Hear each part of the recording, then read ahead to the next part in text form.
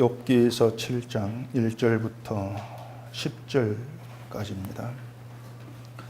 이 땅에 사는 인생에게 힘든 노동이 있지 아니하겠느냐. 그의 날이 품꾼의 날과 같지 아니하겠느냐. 종은 저녁 그늘을 몹시 바라고 품꾼은 그의 삭슬을 기다리나니 이와 같이 내가 여러 달째 고통을 받으니 고달픈 밤이 내게 작정되었구나. 내가 누울 때면 말하기를 언제나 일어날까, 언제나 밤이 갈까 하며 새벽까지 이리 뒤척 저리 뒤척 하는구나. 내 살이는 구더기와 흙덩이가 의복처럼 입혀졌고 내 피부는 굳어졌다가 터지는구나. 나의 날은 배틀의 북보다 빠르니 희망 없이 보내는구나. 내 생명이 한낮 바람 같음을 생각하옵소서. 나의 눈이 다시는 행복을 보지 못하리이다. 나를 본 자의 눈이 다시는 나를 보지 못할 것이고 주의 눈이 나를 향하실지라도 내가 있지 아니하리이다.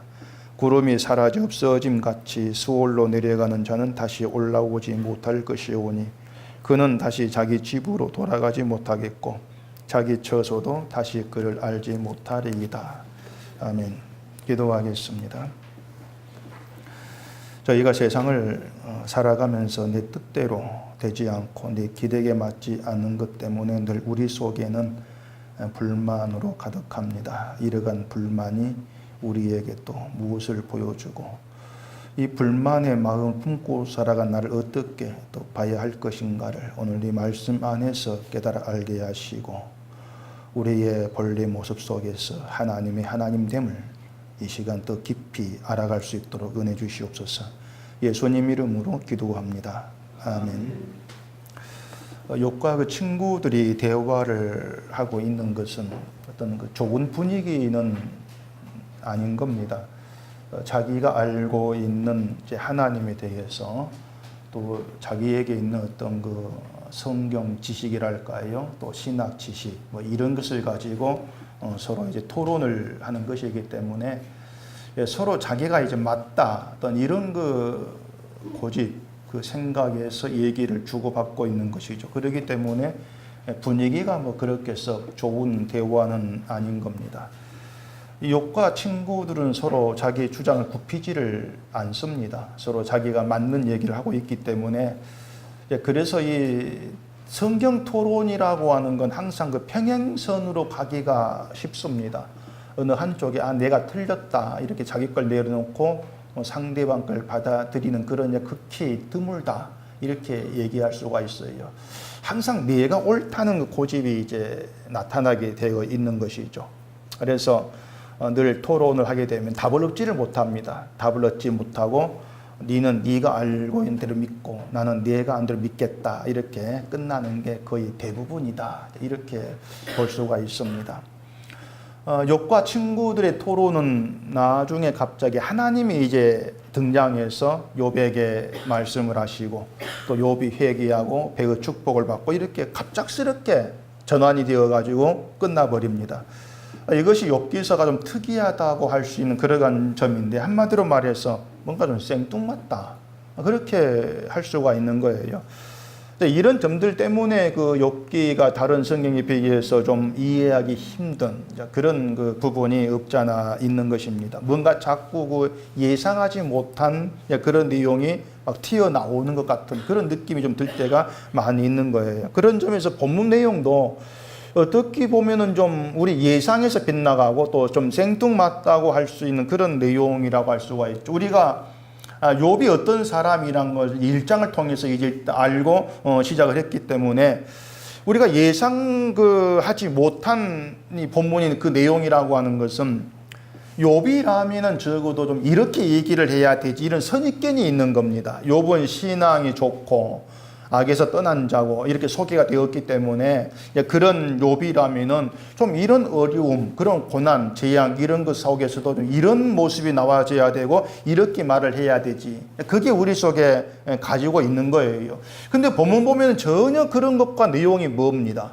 아주 자기 인생에 대해 한탄을 하고 하나님에 대해서 원망과 불평, 불만이 담긴 그런 내용이 되는 것이죠. 그러다 보니까 아니 욥이 왜 이렇게 얘기를 하지? 신앙이 있고 하나님을 아는 사람이 이런 생각이 사라지지를 않는 겁니다.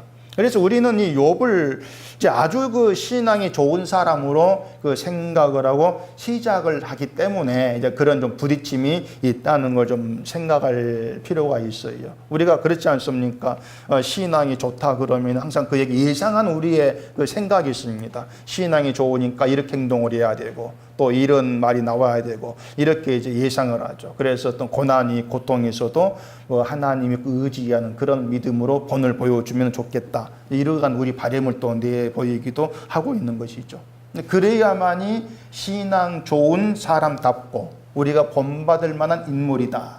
이런 고정관념이 우리 가운데 있단 말이에요. 그러니까 신앙이 좋은 사람 늘 신앙적인 말을 해야 되고 그런 모습이 나와야 되고 이렇게 못을 박다 보니까 우리가 생각할 때 이게 뭔가 아닌 것 같은 그런 모습 보이면 실망을 하고 신앙이 있는데 왜 저렇게 하지? 늘 그렇게 이제 부딪히는 것들이 많이 있는 거죠. 근데 그게 우리의 그 잘못됨이고 우리의 착각이라고 할 수가 있는 겁니다. 그 신앙이 좋다는 것은요, 뭐 어려움 가운데서도 막 신앙적인 말을 하고 뭐 흔들리지 않고 인내하고 이런 모습으로 기대하면 안 되는 거예요. 우리가 늘 그렇게 기대하기 때문에 나도 어떤 어려움이 있으면 감추죠. 어려움을 감추면서 뭔가 믿음을 보여야지 이렇게 의식적으로 뭔가 행동하려고 하고 이런 게 나와지게 되는 겁니다. 근데 그게 사실은 위선이에요. 이게 거짓된 것이고 그럴 필요가 없는데 우리는 그걸 가정을 해서 자꾸 내 믿음을 보이려고 하는 강박증, 그게 사실 우리에게는 없잖아 있는 겁니다. 그래서 그 욥이 생일을 저주한 것도 사실은 우리가 볼 때 예상 밖의 말이 아닐 수가 없단 말이에요. 욥다운 말이라면은 그 주신 자도 여호와시고 여호와시다 이런 게 욥다운 말이지 않습니까? 하나님이 복을 줬으니까 화를 받는 거 당연하다 이런 걸 욥다운 말, 신앙적인 말, 우리는 그렇게 생각하는 것이죠. 근데 생일을 저주해 버리니까 아니 왜 이러지? 뭔가 좀 그 안 맞다 이런 느낌이 들어오는 거예요. 그래서 본문도 보면은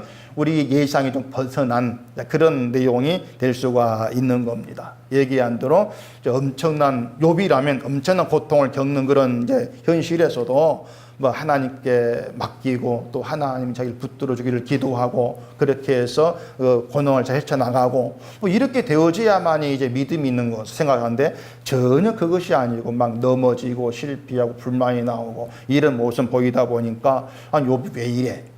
이러한 이제 우리 어떤 당황스러움 그런 게 있는 겁니다.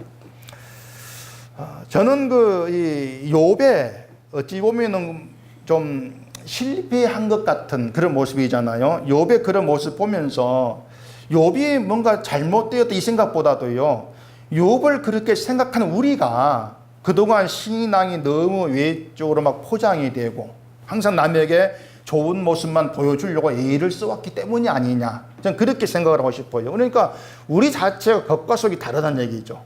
겉으로 드러난 것하고 내 속에 품고 있는 것하고 다르다는 거예요. 그러다 보니까 욥도 겉을 보려고 하는 겁니다. 겉을 보면서 그것을 우리는 이제 반감을 가지죠. 겉이 이러면 안 돼, 왜 이래, 이런 식으로 말입니다. 그런 점을 본다면은 이 욥이 지금 이렇게 얘기하고 있는 건 사실은 우리의 속마음, 하나님에 대한 우리의 속마음을 그대로 보여주고 있다. 그렇게 보는 게 좋을 것 같아요. 욥의 그 한탄, 욥의 신앙의 모습, 이러한 것이 우리를 지금 보여주고 있는 그런 내용이라고 하는 거죠. 이 본문을 보면은 욥이 이제 자기가 처한 그 인생에 대해서 아주 깊이 탄식을 하는 그런 내용으로 되어 있습니다. 그래서 누구나 그렇죠. 고통을 겪으면은 이런 탄식이 나올 수밖에 없겠다. 이건 우리가 이해를 이제 하긴 하는데, 이제 말씀드린 것처럼 이 말을 하고 있는 사람이 욥이다. 자, 그 점이 우리 생각과 안 맞다. 그 말입니다. 욥이라면 안 그래야 되는데 왜 이렇게 하는가? 이제 그것이죠. 7절을 보십시다. 내 생명이 한낱 바람 같음을 생각하옵소서. 나의 눈이 다시는 행복을 보지 못하리이다. 지금 욥의 심정이 뭐냐면은 자기는 이제 행복을 보지 못하고 이대로 죽을 것이다. 그렇게 자기 인생에 대해서 아주 절망적인 말을 하는 겁니다. 이제 내 인생에 행복은 없어. 지금 그런 처지에서 내게 무슨 행복이 있겠냐. 행복 없어. 이렇게 자기 인생을 완전 절망으로 바라보면서 지금 이런 말을 하고 있는 것이죠. 그래, 이런 말이 이제 하나님을 믿는 사람으로서 이런 말이 나오는 게 옳으냐. 그 생각이 있다. 그 말이죠, 우리가. 하박국서 3장 보십시다. 하박국 선지자가 뭐 잘 아는 내용 이런 말을 했습니다. 하박국 3장 16절. 내가 들었으므로 내 창자가 흔들렸고 그 목소리로 말미암아 내 입술에 떨렸도다. 무리가 우리를 치러 올라오는 환난 날을 내가 기다림으로 썩이는 것은 내 뼈에 들어왔으며 내 몸은 내 처소에서 떨리는도다. 비록 무화과 나무가 무성하지 못하며 포도나무에 열매가 없으며 감람나무에 소출이 없으며 밭에 먹을 것이 없으며 우리 양이 없으며 외양간에 소가 없을지라도 나는 여호와로 말미암아 즐거워하며 나의 구원의 하나님으로 말미암아 기뻐하리로다. 하박국 선지자가 처한 상황도 아주 위기, 좋지 않은 상황이었습니다.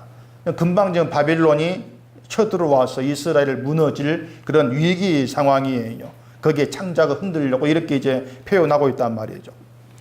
이 하박국 선지자가 그런 상황 속에서 하고 있는 말이 나는 여호와로 말미암아 즐거워하고 구원의 하나님으로 기뻐하리로다. 이렇게 지금 얘기를 하고 있다는 얘기죠.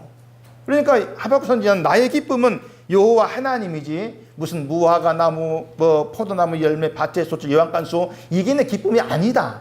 그 얘기를 하고 있는 거예요. 그래서 그런 것들이 설사 하나도 없는 상황이 된다 할지라도 나는 하나님이 계셔서 그 하나님으로 난 기뻐할 수가 있어. 지금 그 얘기지 않습니까? 우리가 생각할 때는 이게 굉장히 신앙인다운 고백이 되는 거예요. 우리에게는 욥보다도. 그러니까 욥의 이 본문 고백하고 이 하박국 고백하고 놓고 비교하면 누가 신앙인이냐 했을 때 하박국이다. 누구나 그렇게 답을 내린다는 얘기입니다. 여호와를 기뻐한다고 하는 욥은 그런 말을 못하지? 뭔가 다 잃어도 비록 그 견딜 수 없는 고통이 있다 할지라도 난 여호와를 기뻐할 거야. 이렇게 나오면 오직 좋냐 그 말입니다. 근데 그게 그렇게 안 되니까 우리는 욥에 대해서 자꾸 신앙이 좋은 건지 나쁜 건지 우리가 헷갈리게 되어진다는 얘기예요. 그러니까 우리는 욥에게서도 하박국과 같은 그런 모습을 이제 기대를 하는 거죠. 근데 욥이 막 인생을 저주하고 탄식을 하고 내 인생에 행복이 없어. 아주 막 낙심과 절망에 빠져버린 그런 말을 하고 있기 때문에 야, 욥이 왜 이렇지? 이럴 수가 있을까? 그런 생각이 들죠. 제가 지금까지 설교해 온 내용 그것만 그대로 들으시면은 이 신 목사는 믿음의 대가입니다. 안 그렇습니까? 제가 설교한 그대로만 봐드리면은 야, 저 신 목사는 어떤 일이 있어도 안 넘어지고 하나님만 찬송하고 자기 죄를 아니까 다 인정받을 거 할 거야. 근데 천만의 말씀이에요. 왜 저한테 여러분이 그걸 기대하는 것 자체가 그게 잘못된 거죠. 인간은 우리 기대한 것처럼 그렇게 나가지를 못합니다. 물론 제가 그걸 의식을 해서 내가 목사고 지금까지 설교에 온 것이 있는데 뭔가 낙심한 말을 할 수가 있느냐는 그걸 감추고 하나님 하면서 하박국 선지자처럼 난 여호와를 기뻐하겠습니다. 그런 말을 할 수가 있는 겁니다. 다 감추고. 그럼 그게 믿음이냐고 하는 것이죠. 그건 위선이죠. 거짓이고. 그런 점에서 우리는 자꾸 위선에 속아 넘어가려고 하는 거예요. 거짓된 것에, 겉모습에. 그래서 욥이 하는 얘기는 정말 솔직한 심정으로 우리를 속마음을 그대로 내놓고 보여주고 있는 것이다. 그렇게 봤을 때 그런 점에서 욥의 말이 어쩌면 우리의 속이 시원할 수가 있는 겁니다. 이게 내 말이다. 내 속마음이다. 이렇게 우리가 생각할 수가 있는 거죠. 그런 시각에서 욥의 이야기를 우리가 좀 접근할 필요가 있는 거예요. 그러니까 우리는요, 인간에 대한 기대는 다 내려놔야 합니다. 인간에 우리를 기대할 수가 없는 거예요. 이 하박국 선지자도 처음부터 이런 믿음 보여준 게 아니지 않습니까? 잘 아시는 것처럼 하박국 선지자는 처음부터 하나님에 대한 불평으로 시작을 합니다. 불평을 시작을 하죠. 내가 부르시셔도 주께 듣지 아니하고 강포를 외쳐도 구원하지 아니하신다. 처음부터 불평으로 하박국이 시작을 해요. 그런 하박국이 달라진 거죠. 그러니까 인간의 변화되었다기보다도 이 하박국 선지자가 하나님의 어떤 말씀으로 인해서 하나님이 누구신가를 알게 된 거예요. 그 창자가 아플 수밖에 흔들 수밖에 없는 그런 고통의 상황에서 하나님이 왜 이렇게 일하시는가, 그 하나님을 알아가게 되어진 것이죠. 그래 그런 고백이 나와진 거예요. 그러니까 하박국의 불평도, 욥의 이런 단식도 그냥 인간성, 인간의 나약함, 그것을 그대로 그냥 드러내고 있는 것 뿐이란 말입니다. 그렇기 때문에 아니 욥이 왜 이렇지, 왜 이럴까, 그런 의문을 가질 필요가 없어요. 이게 인간성이고 이게 우리의 모습 그대로지, 그렇게 감잡고 보실 필요가 있는 거죠. 그러니까 늘 우리도 그렇습니다. 내 속에는 불만이 있고 불평이 있어요. 그런 우리에게 성령을 보내셔서 예수께로 우리를 이끌어 가시는 그 일을 하나님이 하고 계시는 것이죠. 그리고 예수를 보게 되고 그 예수로 인해서 하나님이 누구신가, 하나님께서 왜 이렇게 일하시나, 이것을 조금씩 우리가 알아가는 거예요. 그러니까 알아갔을 때에 왜 여호와가 우리의 인생 기쁨의 근원인가, 이것을 우리가 밝혀가고 그것이 내 마음에 자리하게 됨으로 인해서 하박국과 또 고백이 나와지는 것입니다. 그걸 변화라 그래요. 그게 변화된 것이다. 욥을 보면은 이 욥이 예전에 누렸던 평화, 그 영화, 아마 이걸 생각을 하고 있는 것이 아닌가. 물론 생각하겠죠. 예전에 내가 이렇게 살았는데 이것을 이제 볼 수가 있습니다. 그 4절 보시면은 내가 누굴 때면 말하기를 언제나 일어날까, 언제나 밤이 갈까 하며 새벽까지 이리 뒤척 저리 뒤척 하는구나. 뭐 잠 잘 못 자는 건 당연하죠. 그런 고통, 그런 상황 속에서 불면증에 걸린 게 아닌가, 뭐 그런 생각도 듭니다. 잠을 못 이루고 이리 저리 가면 자기 인생을 돌아보면서 고통 빠지고 이렇게 하고 있는 것이죠. 뭐 몸에 생긴 종기 때문에 이제 고통스러워서 뭐 그런 것도 있겠지만, 한편으로는 예전에 누렸던 영화, 그 좋았던 그 생활, 이게 그리워서 그걸 잊지 못해서 잠을 못 이룬 것이 아닌가, 막 그렇게도 볼 수가 있습니다. 예전에 누렸던 것이 하나하나 막 생각이 나는 거죠. 높은 자리에서 영화와 권력을 누리다가 한순간에 추락된 그런 사람들이 예전 영화를 회상을 하면서 현재 상황을 못 견뎌야 하는, 자괴감에 빠지는 이런 거, 그런 모습과도 같다고 할 수 있을 겁니다. 우리 인생도 다르지가 않습니다, 사실. 예전보다 오늘이 더 못하면은 그 예전에 누렸던 것을 우리가 그리워하면서 현재 상황에 불만이 커져가고 그런 게 있지 않습니까? 내가 예전엔 이렇게 살았는데 왜 지금 왜 이렇지? 예전에 하나님 날 사랑했고 날 도와줬다고 생각했는데 지금은 왜 나를 사랑하지 않지? 이런 불만들, 그게 우리들 속에 없겠냐? 다 있는 거예요. 그런 점에서 늘 불만 속에 살아가는 우리 인생이 욥기를 통해서 고스란히 지금 드러나고 있는 겁니다. 네가 불만 가지고 살았잖아. 그렇게 이러한 모습이 변화될 수 있다고 생각합니까? 변화되려면 이런 게 변화가 되어야 되겠죠. 지금 주어진 모든 것이 하나님으로 말미암았다, 이것이 우리 믿음이라면은 어떤 현재에 대해서 불만이 없어져야 돼요. 그래 변화되려면은 불만이 가지고 있다가 불만이 사라지는 거, 이런 변화, 그게 성령의 능력이 할 수 있겠는데 그런 변화가 우리에게는 없어요. 사실은 우리가 어떤 일에도 불만이 싹 사라진 채 평생을 막 기쁨 속에서 평강 속에 감싸 살아가느냐, 그렇게 살지를 못합니다. 죽는 순간까지 늘 현실에 만족하지 못하는 거, 불만이 튀어나오는 거, 우리는 그걸 경험할 수밖에 없는 거예요. 그게 우리의 연약함이고 우리의 삶이라는 얘기입니다. 그러니까 이런 본질적인 문제는 다 이제 제쳐버리고 자꾸 표면적인 껍데기, 이런 것만 자꾸 조금 바뀌는 걸 가지고 변화되었다, 이렇게 얘기하는 것이 결국은 늘 그 주위만 빙빙 도는 그런 모습이 지나지를 않는 것이죠. 그러다 보니까 그렇게 겉껍데기만 갖고 붙들다 보니까 뭐가 없냐면은 절망이 없어요. 나에 대한 절망. 그게 없는 거예요. 그 변화라는 거, 성화라는 거 이런 걸 얘기할 때에 지금 어떤 형편이 주어져도 불만을 갖지 않고 원망하지 않는 게 성화다. 그렇다면은 사람이 어떻게 그렇게 변할 수가 있느냐? 안 되구나. 그걸 생각할 거란 말입니다. 아니 어떻게 그렇게 변해? 안 돼. 그러니까 난 그렇게 변할 수가 없는데 안 되는데 난 평생 불만을 갖고 살아갈 수밖에 없을 것 같은데 거기에 자기에 대한 절망이 있는 거예요. 나에 대한. 내가 결국은 이런 연약함의 한계가 존재구나.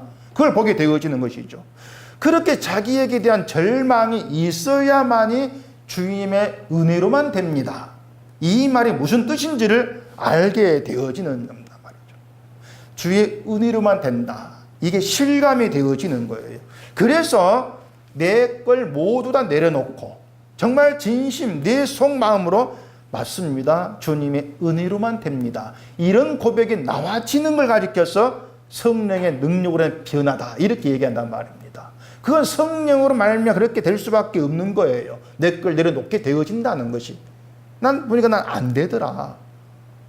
그러니까 내 절망을 알아야만이 그런 고백이 나와지는 것이죠. 나에게 나와질 수 없는 고백. 그것이 성령이 함께 하시고 성령이 알게 함으로 인해서 있게 된 고백. 여러분 그걸 변화라고 생각하시면 돼요. 성령을 우리 그렇게 변화시킨단 말입니다. 성경적인 변화. 그걸 성경의 성화라 이렇게도 말할 수가 있겠죠. 근데 뭐 기도를 많이 하고 뭐 성령 있고 화도 안 내고 뭐 자꾸 이런 그 변화를 말하면은 나도 변할 수가 있네. 나도 그렇게 저가네. 이런 생각이 될 수밖에 없죠. 해보니까 되더란 얘기죠. 난 기도도 되더라. 이런 식으로. 그래서 난 변화됐어. 난 달라졌어. 결국 자기 정당성을 갖게 돼버리는 것이고 그 자기 정당을 갖게 됨으로 인해서 자기의 절망이 사라져버려요. 그게 잘못된 겁니다. 사실은. 자기의 절망이 없다는 거. 오히려 변화가 되고 뭐 달라졌다는 것은 신앙이 있어. 그렇게 이제 확인하게 돼버리는 것이죠. 엘리바스가 욥에게 그 보인 태도 아시죠? 너는 죄지었고 나는 온전하다. 그것이거든요. 그리고 그것을 욥이 재앙을 받고 자기는 재앙이 없다는 거. 그런 것을 판단하고 있는 겁니다. 엘리바스가 생각하지를 못한 것이 뭐냐면은 하나님 앞에서는 모든 사람이 죄인으로 세워질 수밖에 없다. 그걸 엘리바스가 놓치고 있습니다. 그러니까 그 현재의 삶이 어떤 고난이냐, 고통이냐, 평안이냐 이건 중요하지를 않다는 것을 모르는 거예요. 엘리바스가. 그러니까 엘리바스 보기에는 재앙을 받고 있는 고통 가운데 있는 욥보다도 평안한 내가 더 낫다 이 생각이죠. 평안하기 때문에 하나님과 문제가 없는 거야. 관계가. 이렇게 연결시켜 나가는 것이죠. 그러면서 모든 문제 욥에게 있어. 왜 넌 지금 상황이 안 좋잖아. 그런 생각들. 그게 지난주 말씀드린 것처럼 사탄의 사고방식이다. 인간을 중심을 두고 판단하는 사탄의 사고방식이다. 그걸 분명히 여러분이 염두에 두셔야 돼요. 그러니까 성도들이 서로 어떤 저 사람이 어떤 일 겪는가 어떤 겪는 이걸 가지고서 저 사람 뭐 힘든 일 겪은 거 보니까 뭔가 하나님과 문제가 있는 거 아닌가 이렇게 절대로 나가시면 안 되는 것입니다. 그런 시각 자체를 버리셔야 돼요.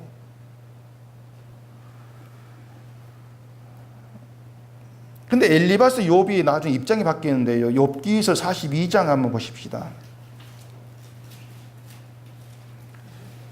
욥기서 42장 7절.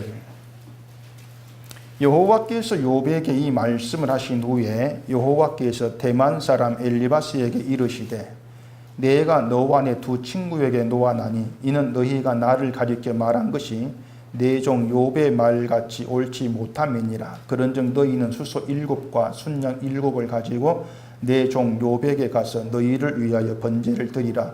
내 종 욥이 너희를 위하여 기도할 것인즉 내가 그를 기쁘게 받으리니 너희가 우매한 만큼 너희에게 갚지 아니하리라. 이는 너희가 나를 가리켜 말한 것이 내 종 욥의 말같이 옳지 못함이라.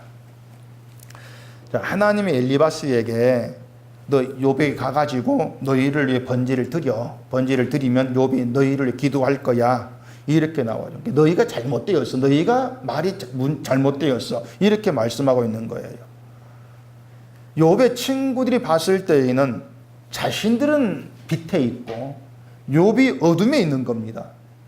처한 상황에서 보면 그렇게 보일 수밖에. 그래 큰 소리 치는 거예요. 우리 빛에 있다. 넌 어둠에 있잖아. 큰 소리 치고 있는 것이죠. 근데 결국에는 욥에 가가지고 번제를 드려라. 욥이 너희를 위해서 기도할 것이다.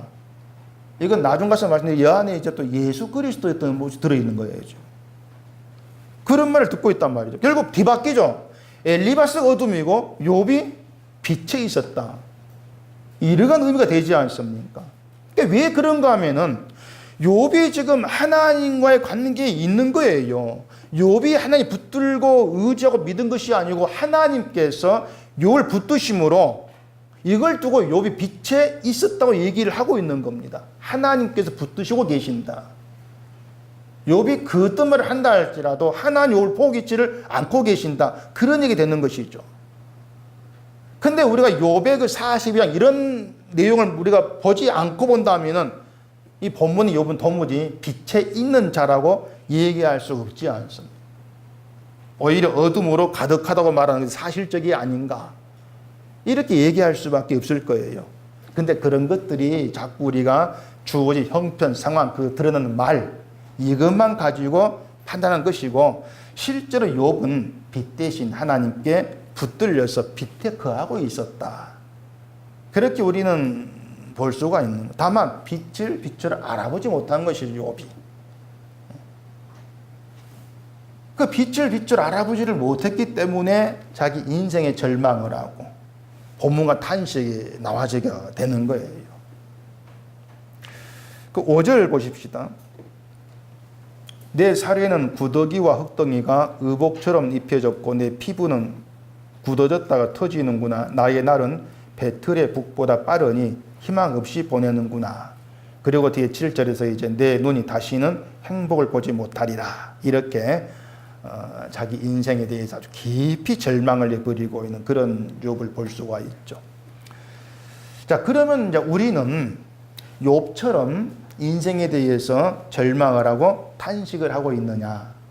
다시 얘기하지만 욥과 똑같습니다. 우리도 날마다 절망을 하고 탄식하고 살아갑니다. 그래서 뭐가 나옵니까? 한숨이 나오죠. 한숨이 나온다는 것이 내 지금의 인생에 대해서 탄식을 한다. 불만이 들어있다. 이런 의미가 되는 것이죠. 한숨이 나오지 않은 날이 없습니다.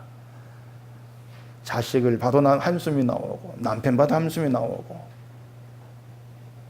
내 상황 봐도 한숨이 나오고 그래서 현실을 보면 마치 하나님이 나에게 계시지 않는 것 같은 그런 느낌이 들 때가 있는 거예요. 근데 이것이요, 내 스스로 하나님을 죽이는 겁니다. 니체라는 사람이 하나님을 찾다가 실망을 하고 신은 죽었다. 이런 말을 던졌거든요. 이 사람이 무지한 것은요, 하나님은 인간에 의해서 찾아지는 분이 아니라는 걸 모르는 겁니다. 인간에 의해서 찾아진다면 하나님이 아니죠. 신이 아닌 거예요. 그걸 모르기 때문에 기독교인들조차도 하나님을 죽이는 거예요. 자기 현실을 보면서 마치 하나님이 계시지 않는 것처럼 생각하는 거. 이게 하나님을 죽이는 거죠. 하나님은 내 현실에서 찾아지는 분이 아니다. 이걸 모르는 겁니다. 여러분, 우리는 하나님을요, 찾을 수가 없습니다. 그렇기 때문에 하나님을 찾고자 하는 것부터가 하나님을 하나님으로 여기지를 않는 거예요. 신자라면은요, 하나님을 찾으려고 할 것이 아니고 나에게 일하신 하나님을 볼 수 있어야 됩니다. 나에게 일하시는 하나님. 그러니까 하나님 나에게 일하신다. 그 흔적이 있다면은 하나님은 나에게 함께하고 계시는 거죠. 그래서 엘리바스처럼 현재 형편을 가지고 신앙을 판단한다거나 하나님 관계를 저울이라는 것은 굉장히 어리석은 일이다. 그렇게 얘기가 되어져요. 그럼에도 불구하고 이 한국 교회가 엘리바스 같은 시각에 이제 많이 빠져 있는 겁니다. 목사도 그렇게 가르치고 있기 때문에 당연할 수밖에 없겠지만은 그것 때문에 신앙이 자꾸 엉망이 돼가요. 지금의 교회가. 9절 볼까요? 구름이 사라져 없어진 같이 수월로 내려가는 자는 다시 올라오지 못할 것이오니 그는 다시 자기 집으로 돌아가지 못하겠고 자기 처소도 다시 그를 알지 못하리이다. 수월로 내려가는 자는 다시 올라오지 못한다. 이거 어떤 사람은 이 욥에게 부활 신앙이 없었다. 또 이렇게 해석을 해버립니다. 다시 올라오지 못하는 건 다시 살아나지 못한다. 이렇게 이제 보면서 욥은 부활을 몰랐어. 부활 신앙이 없어. 뭐 이렇게 얘기하는데 지금의 내용은 욥이 뭐 부활 신앙이 있는 거 없는가 그 얘기하고 있는 게 아니에요. 욥의 심정을 지금 얘기하고 있는 것이죠. 이게 수월은 죽음의 세계인데 그 죽음의 세계에 내려가 다시 올라오지 못한다고 하는 것은요. 그만큼 욥의 그 자기 상황에 대한 절망적인 마음을 그대로 보여주고 있단 말입니다. 어떤 표현이냐면은 솟아날 구멍도 없고 빠져날 구멍도 없다. 그 심정이에요, 지금. 솟아날 구멍이 없다. 빠져날 구멍이 없다. 그 심정이죠. 그렇게 해서 그 속에 있는 하나님에 대한 자기 감정을 다 쏟아내고 있는 거예요, 욥이. 그 본문 다음 내용은 그렇게 이어져요. 11절 보면은 그런즉 내가 내 입을 금하지 아니하고 내 영혼의 아픔 때문에 말하며 내 마음의 괴로움 때문에 불평하리이다. 아예 노골적으로 하나님께 불평하겠습니다. 이렇게 나오고 있죠. 나 불평한다. 그리고 뒤에 보면 아예 하나님께 반항하는 그런 말을 자꾸 하고 있는 거예요. 우리가 보면 죄 짓는 거죠, 지금. 우리가 볼 때는. 근데 그렇게 보는 것이 뭐냐면 평소에 우리가 나를 가리는데 익숙해져 있다 얘기한 대로. 근데 이걸 보면서 우리가 아니 왜 자꾸 불평을 하지 이런 생각이 있을 수밖에 없는 거죠. 그래서 말씀드린 것 우리가 욥을 이해할 것은 우리 현실 또 내 속망, 내 인생에 대한 그걸 그대로 지금 욥에게 우리가 보고 있다. 그렇게 아셔야 돼요. 때때로 우리가 하나님께 하고 싶은 말을 욥이 대신해 주고 있다는 생각이 들 정도가 됩니다. 우리가 예배 드리면서 뭐 찬송 부르고 감사합니다 뭐 이렇게 말하고 있으니까 난 욥과 다르고 나 불평도 안 하고 불만도 없고 뭐 그렇게 생각할지 모르겠는데 그건 착각입니다. 우리 그렇게 절대로 못 살아갑니다. 엘리바스와 그 친구 그런 사람들이었어요. 자기를 보지를 못하는 거죠. 그래서 생애를 저주하는 욥의 말을 죄 지은 것으로 이렇게 판단을 했지만은 자기들도 욥과 다를 바가 없다. 이것을 보지를 못하죠. 여러분은 욥과 같은 불평을 안 합니까? 욥처럼 하나님께 불평 그거 안 합니까? 욥처럼 뭐 노골적으로 불평의 말을 막 하지 않았다 할지라도 그래서 불평을 하지 않은 건 아니죠. 얘기한 것처럼 우리는 매일같이 불평과 불만 속에 살아갑니다. 여러분이 눈을 딱 떠가지고 오늘 하루에 난 만족하다. 정말 이 하루 때 기쁘다. 그런 적이 뭐 없었다고 하면 그렇고 몇 분이나 있습니까? 오늘 하루가 정말 나의 기쁨이고 만족이고 내 충만이고 성경 보면은 그렇게 마음 먹으려 하다 현실 보면은 그게 싹 달아나 버리고 그렇지 않습니까? 정말 어쩔 때는요 하나님 정말 살아계신 한 겁니까? 뭔가 이렇게 소리치고 싶은 그것도 겨우 참고 있는 어떤 그런 그 심정이라고 말하는 건 좀 너무한 거예요. 만약 우리가 살아가면서 그런 심정을 느낀 적이 없다면은 그건 뭔가 아주 현실에서 여유를 좀 느끼고 있기 때문이 아닌가 이렇게 볼 수가 있습니다. 욥처럼 절망 속에서 내가 정말 빠져나갈 구멍이 없다 이렇게 느껴질 때 불평은 나오지 않을 수가 없는 거예요. 절망이 있을 수밖에 없는 거죠. 이런 자신에게 불평이 나오고 불만이 있고 하나님을 죽은 신처럼 취급했다 내가 그렇게 보게 되어질 때에 그런 나에게 지금의 믿음이 내 힘과 내 의지를 떠나서 하나님이 일하신 결과다. 이걸 깨닫게 되어진다는 겁니다. 그러니까 자기 절망을 느껴라. 그것 때문에 그런 거예요. 내가 살아가는 건 늘 불평과 엉망 속에 살아갔어. 하나님도 내 삶에 안 계신 것처럼 난 그렇게 살았단 말이죠. 그렇게 살았는데 아니 지금은 난 여전히 예수를 내 구주로 고백하게 되어지더라. 뭐 때문이지? 주의 은혜 일하심 때문이다.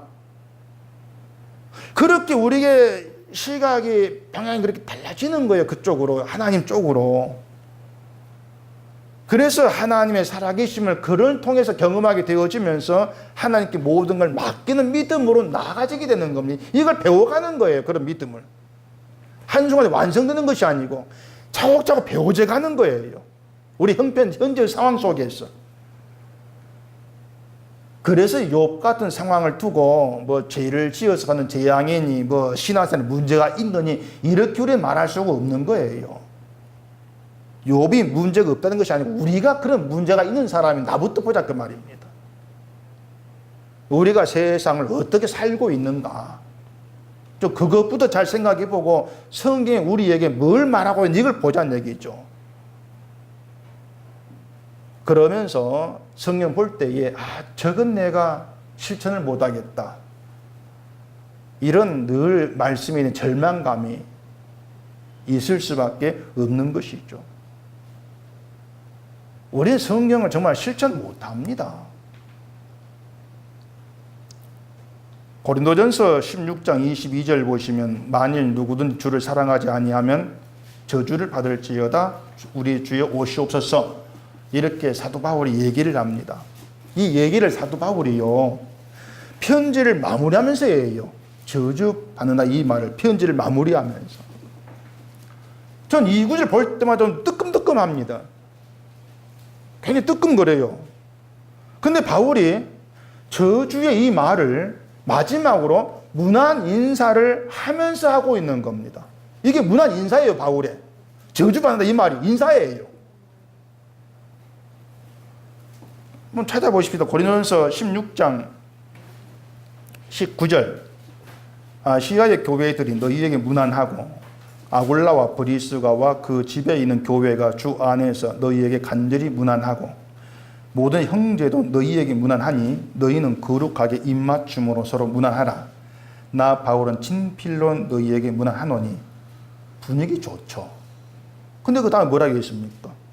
주를 사랑하지 아니하면 저주를 받을지어다. 저주를 퍼붓고 있습니다. 문안의 말을 하는데 인사의 말을 하는데 너 주를 사랑하지 않으면 저주받아? 그걸 인사로 건네고 있는 거예요. 여러분 같으면 그런 말을 하겠습니까? 쉽게 못하죠. 인사하는데 저주를 받을지어다 악수하면서. 그러고 그렇게 할 수 있겠어요? 빰 맞기 딱이지 않습니까? 목사 가정에 신방 가가지고 설교할 때에도 이 말을 하면은요 듣는 사람 되게 기분 나쁘죠. 신방 와가지고 저주를 받을지어다 주를 당하는 이런 말을 하고 있다니 기분 나쁘죠.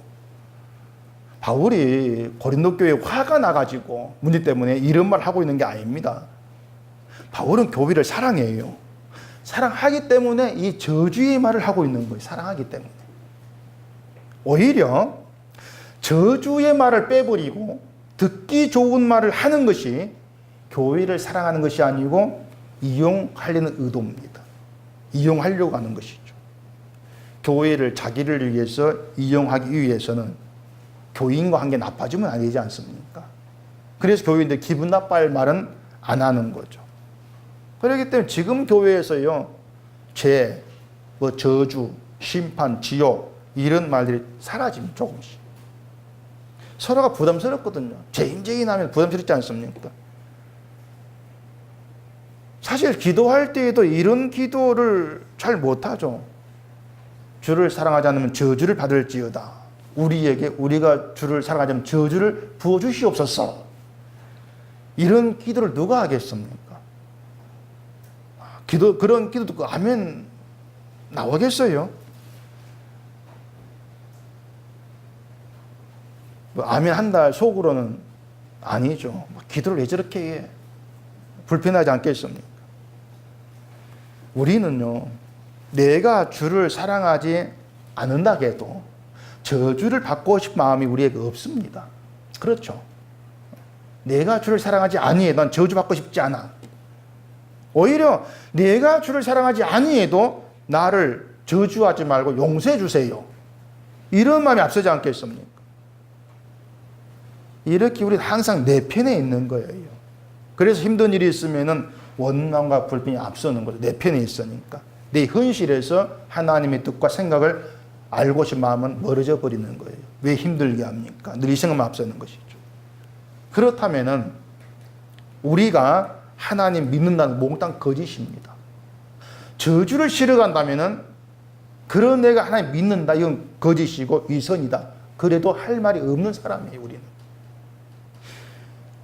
저주를 내가 받을 수밖에 없고 받은 것이 마땅하다. 이게 인정이 되어야만이 내가 뭘 할까 이 마음이 아니고 나에 대해 절망을 하면서 그 나를 하나님께 부탁할 수 있게 된단 말입니다. 그게 하나님과의 관계가 바르게 되어져 가는 것이다. 이렇게 얘기할 수가 있는 거예요. 그래서 우리는요, 내가 교회에서 뭘 잘하는가 그런 생각을 하지 마시고요. 현재의 삶에서 나와지는 거 여러분에게서 그걸 보셔야 합니다. 교회에서 봉사하고 뭐하고 이걸 보지 마시고 세상을 살아가면서 나에게 뭐가 나와주고 있는가 그것부터 보시라는 거예요. 그런 점에서 우리는 욥과 다르지가 않다. 늘 불평과 불만으로 하나님 부인하고 대적하고 죽이고 있다. 이걸 아셔야 되죠. 하나님을 죽인다는 것은 세상에 대해서 내가 하나님이 없는 것처럼 여기고 살아간다는 거예요. 그렇게 살면서 교회 와가지고는 신앙인 척하고 있는 거죠. 내 신앙을 목사가 알아주고 교인이 알아주면 된다. 뭐 이런 생각이 있는지 모르겠지만 그것처럼 위험한 생각도 없습니다. 목사가 여러분 신앙을 알아준다고 해서 하나님 인정해 주는 것도 아니지만은 목사 자기 편이에요. 저도 제 편입니다. 몰라셨죠? 전 제 편이에요. 제 편이기 때문에 나에게 잘해준 사람 편들고 싶어 하죠. 그렇게 잘하세요. 그런 목사에게 인정받아가지고 뭐 하려고 하는가 말이죠. 그런 목사에게. 그래서 제가 말씀드리고 싶은 것은 차라리 힘든 일이 있어가지고 불평이 있고 불만이 있으면 그냥 그대로 내놓으시라는 겁니다. 그냥 그대로 내놓으세요. 불만 감추고 기도하고 뭐 인내하는 척 그렇게 하지 마시고 그래봐야 한 다 아신단 말이죠. 그렇게 하지 마시고 하나님 왜 이렇게 합니까? 나 교회 안 나옵니다. 막 좀 불만 있는 싹 토해내시라는 얘기예요. 그게 자라나는 것이 아니고 그렇게 다 토해내어야만이 내 속에 더러움이 나오지 않습니까? 그랬을 때에 그런 나를 하나님께서 지금 어떻게 일하고 계시는가? 그런 나에게 예수님을 알게 하시고 믿음 가운데 있게 하시고 그걸 봤을 때 그게 은혜로 다가와지는 거예요. 아, 내가 예수를 믿는 건 당연한 게 아니구나. 은혜였구나. 그렇게 하나님 만나게 되어지는 것이죠.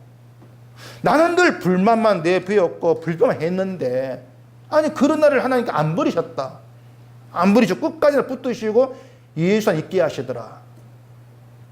그걸 알았을 때에 아 내가 어둠에 있던 것이 아니라 빛에 있었구나. 그걸 보죠. 그게 감사가 되는 거예요.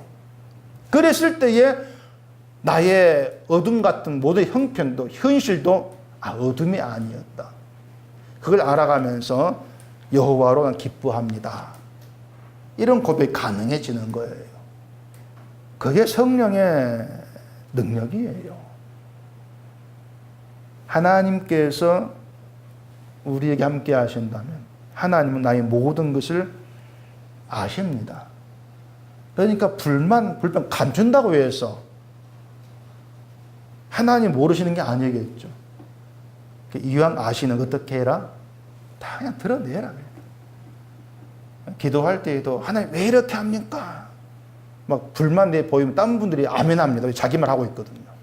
다 아멘할 거예요. 야, 내 불만 다 얘기해 주네. 그러면서 그 마음 그대로 주께 나오세요. 넌 저주가 마땅해. 그럴 때 현재 모든 상황들 앞에서 할 말이 없어져요. 맞네. 내가 저주가 마땅하네.